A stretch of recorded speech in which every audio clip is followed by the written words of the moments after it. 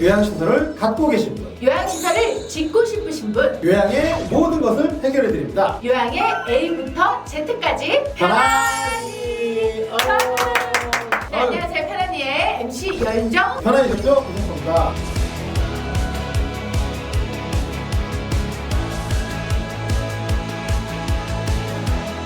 잘 지내셨죠? 네, 편안하셨죠? 예, 아주 편안합니다. 네, 자 저희가 이번 주부터 4회간에 걸쳐서 예. 제발 시리즈를 예. 우리가 준비를 했어요. 예, 제발. 제발. 영어 전문 용어로 프리즈.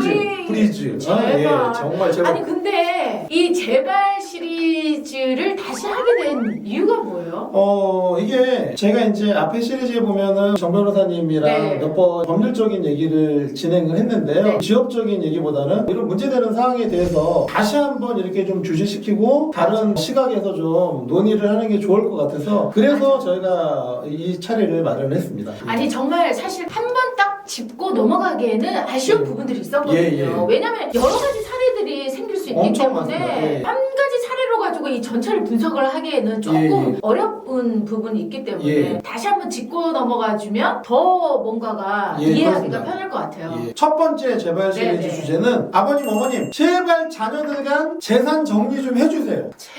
제발 미리 좀 제가 말씀드리는데 네. 자녀들은 절대 착하지 않습니다. 아. 그리고 그 배우자들은 더 착하지 않습니다. 그런 전제하에서 무서워. 대부분의 아버님 어머님들이 그렇게 생각을 하세요. 내가 뭐 힘들게 재산을 읽었고 우리 자녀들이 다 착하다 놔두면은 알아서들 정리를 하겠거니 아니면 뭐 법률적으로 다 되겠거니 심지어는 당신들이 20년 30년 사실 거라고 생각을 하고 아무런 대비를 안 하시다가 일을 당하시는 경우도 있어요. 그쵸. 다시 한번 말씀드리지만 꼭 미리미리 정리를 해두시고 변호사나 회계사, 세무사, 편안히를 통해서 미리미리 그 방법에 대해서 좀 정리를 해두셔야 자녀들끼리 싸우지 않아요. 제가 아직 통계는 못 냈는데 제가 편안히를 통해서 앞으로 통계를 내보고 싶어요. 어머니 아버지가 재산을 남기고 돌아가셨을 때 자녀들끼리 그 뒤에도 사이 좋을 확률이랑 싸우고 다시 안 볼 확률이 얼마나 되는지 저는 개인적으로는 제 주변에 나쁜 사람들이 많아서 그런지 타만이 없는 것 같아요. 아버지 어머님 돌아가시고 나서 네. 그 과정에서 서로 의가상해갖고 얼굴 안 보는 케이스가 3만이 넘습니다. 와. 심지어는 재산의 문제뿐만이 아니라 네. 부조금 갖고도 엄청나게 많이 싸우거든요. 정말 생각보다 많은 부분에서 이런 사례들이 발생을 하기 때문에 네. 부모님들이 살아 생전에 자녀들에 대해서 네. 어느 정도 재산 정리는 반드시 해 주실 필요가 있다. 그렇지 않을 경우엔 자녀들끼리 부모님 돌아가시고 나서 다시 안 보는 경우가 정말 많다. 그 꼴 보시기 싫으시면 꼭 전문가랑 상담을 받으셔서 사전에 재산을 다 정리를 하십시오. 재산 정리라는 게 다 팔고 주라는 게 아니라 향후에 어떻게 나누고 네, 네, 네. 어떻게 처리하라는 그런 부분을 다 가늠을 해주셔야 됩니다. 네, 이렇게 좀 간단하게 예. 제발.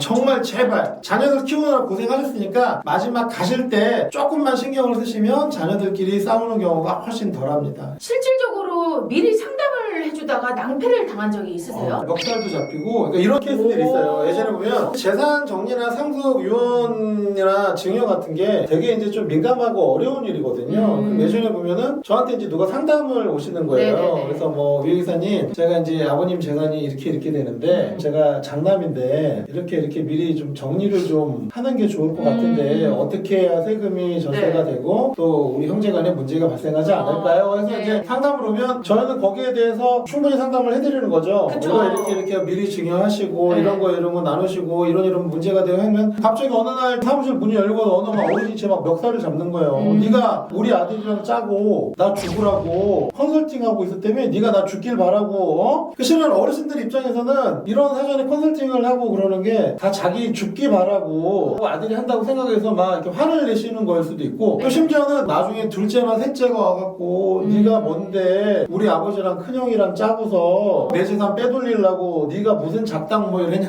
몇 번 이런 일을 겪어갖고 저는 이런 상황이 되면 가능하면 온 가족이 다 모여 있는 데서 상담을 받기를 원하고 개중에 이제 부모님이 내 재산인데 그깟 놈들 상관없다고 내가 의사결정할 거라고 이러시는 부모님들도 있어요. 네. 그게 이제 1년 맞기는 해도 가능하면 같이 대화를 통해서 나중에 문제가 발생하지 않도록 그런 걸 유도하죠. 그래서 제가 이렇게 몇 번 낭패를 본 다음에 그 뒤에는 누구 상담을 할 때 가능하면 가족들이 다 모셔있는 상태에서 상담을 합니다. 편안히 자체도 저희가 이제 요양시설이나 실버타운을 이렇게 소개를 해드릴 때 모든 가족들이 같이 있는 데서 상담을 하는 거를 권고해드린 이유가 선의로 상담을 하고 미리 진행을 했어도 거기 참석하지 않은 가족들이나 형제들이 오해를 하시는 경우들이 있거든요. 그러니까 유산이나 재산을 사전에 정리하거나 방향을 정할 때는 가능하면 가족들끼리 같이 좀 논의를 해서 올바른 방향을 찾는 게, 옛날에는 이게 되게 불경스러운 일이었는데 그쵸. 지금은 전혀 그러지 않습니다. 저희가 이거를 잘 준비해야 돼요. 그래서 어찌됐든 지금 유튜브 방송을 보시는 어르신들이나 가족들께서는 재산을 사전에 정리하는 것과 관련해서 저희가 여러 전문가들을 통해서 충분히 컨설팅도 해드리고 저희 플랫폼에 오시면 관련 정보도 공유를 하실 수 있으니까요. 이 방송을 보시는 분들은 충분히 그런 부분을 조심하셨으면 좋겠습니다. 제가 두 가지 말씀드리고 싶은 게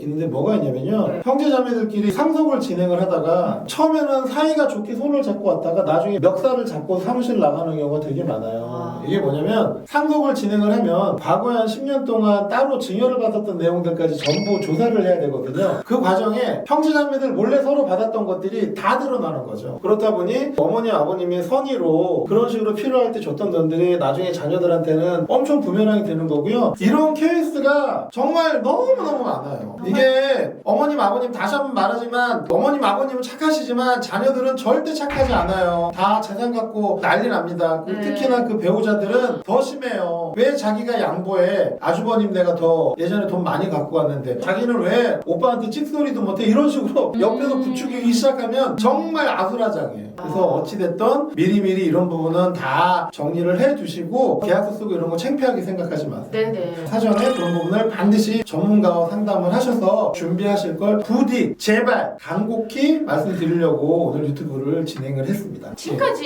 예. 대표님이 하신 말씀은 정말 재산이 많은 경우잖아요. 예. 근데 여기서 갑자기 궁금한 게 진짜 재산이 얼마 없어. 남은 게 이제 끌어모아서 한 2, 3천밖에 예. 없어. 이거는 사실상 싸울 일이 거의 없을 것 같아요. 야, 그렇죠? 물론 이제 5억 10억 넘어가고 상속세 문제 때문에 상담을 받는 거 그런 부분은 차라리 덜 속이 상해요. 근데 상속세 대상도 아닌데 돌아가신 어머님 아버님 오피스텔 보증금 2천만 원 3천만 원 갖고 막 형제 자매들끼리 그런 거 보면 엄청나게 속상하죠. 싸우긴 싸워요? 그거 서로 갖겠다고? 그럼 안 싸울 것 같아요. 엄청 싸워요. 몇십억 때문에 싸우고 얼굴 안 보는 건 그래도 옆에서 지켜보면 그나마 아이고 돈이 왼수야 돈이 많아도 문제 이런 생각이 드는데 정말 작은 금액 갖고 형제자매 간에 그거 솔직히 몇 천만 원 갖고 그 우애를 어떻게 가를 수가 있겠어요. 근데 사전에 정리가 안 돼서 상대방의 마음에 흉터를 내는 거 네. 그게 가장 무서운 거죠. 그리고 가장 아쉬운 이별은 끝내는 잘 나누고 끝이 아니라 야 그 돈 다 먹고 떨어져 이 소리가 한 사람 입에서 나오는 순간 그 사이는 정말 끝인 끝나는 거죠. 거. 어찌됐든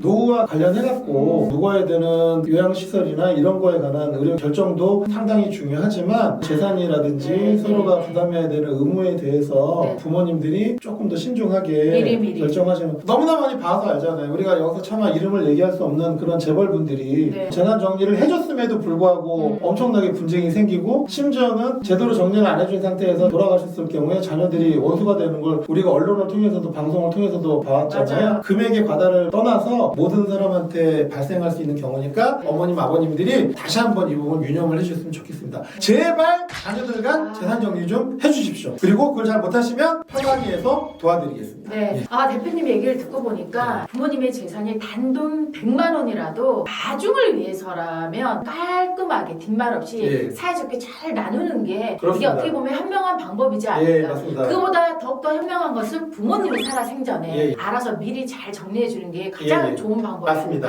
생각이 들어요. 이거를 다들 구차하다고 생각하고 구차한 거 차마 아니죠. 입으로 내기 힘들어서 정리를 못하는데요. 전혀 그렇지 않으니까 부모님이 하시던 아니면 외부 전문가의 도움을 이용을 하시던 편안히 해서는 이런 상담을 받으시면 가족들 간에 발생할 수 있는 문제 상황에 대해서 미리 다 코치를 해드리거든요. 상담을 이용하셔도 아주 좋을 것 같습니다. 네. 오늘 대표님을 통해서 구체적인 사례들을 듣다 보니까 아 정말 이 재발 시리즈를 하길 잘했다라는 생각이 드네요. 지금 오늘 상담한 것만 해도 제가 드라마 몇 편을 쓸 수 있어요. 아 그러니까요. 오늘 재발 시리즈 중에 1회를 여러분들께 보내드렸는데 제발 자녀들 간 재산 정리 좀 해주세요. 자 우리 또 다음에는 어떤 내용으로 찾아뵐지 너무 궁금한데요. 앞으로도 저희 편안히는 유산에 관한 모든 것들을 함께 듣고 또 고민하고 해결해 나가도록 하겠습니다. 여러분 이번 한 주간도 다 함께 편안히